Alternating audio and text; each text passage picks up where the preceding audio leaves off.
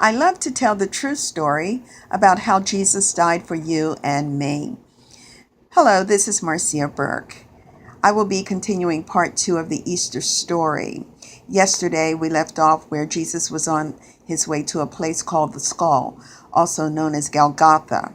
And his last words there were, "Father, forgive them, for they know not what they do."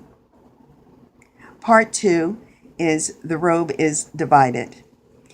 And the soldiers, when they had crucified Jesus, took his garment and divided them into 4 parts, one to each soldier. They took his robe too. Now the robe was without seams, woven from the top down.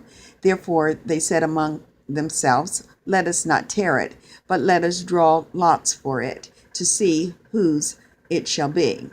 This was in order that the scripture might be fulfilled, which says, "They parted my clothing among them, and for my robe they did cast lots." All these things, therefore, the soldiers did.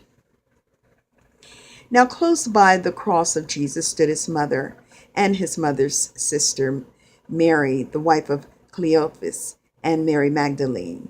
When Jesus saw his mother and a disciple whom he loved standing by, he said to his mother, "Woman, behold your son." Then he said to the disciple, "Behold your mother." And from that hour, the disciple took her into his own home.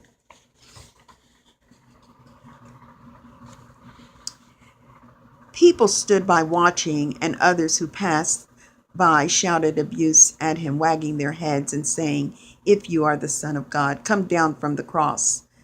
And the chief priests and rulers did likewise, saying, "He saved others, himself he cannot save. If he be the King of Israel, let him now come down from the cross, and we will believe him. He trusted in God, let him deliver him now, if he will have him. For he said, 'I am the Son of God.'" Now from noon until 3 in the afternoon there was darkness all over the land. And at 3 Jesus cried with a loud voice, my God, why have you forsaken me?" Knowing that all things were now completed, and that the scriptures might be fulfilled, Jesus said, "I thirst." One who stood by ran and filled a sponge with vinegar. Putting it upon a lance, he gave it to him to drink, sticking it in his mouth and saying, "Let us see whether his God will come to save him." Over Jesus' head was a sign written in letters of Greek, Latin, and Hebrew, reading, "This is the King of the Jews." And one of the criminals who were crucified with him scoffed at him, saying, "If you are Christ, save yourself and us." But the other rebuked him, saying, "Do you not fear God, seeing that you are also condemned?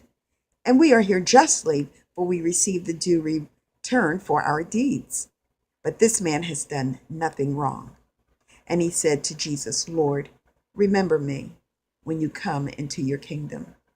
And Jesus said to him, "Truly, I tell you today, you shall be with me in paradise." This concludes part 2 of the Easter story read aloud. And part 3 will pick up where Jesus gives up the ghost. I look forward to speaking with you later. And for now, have a blessed day.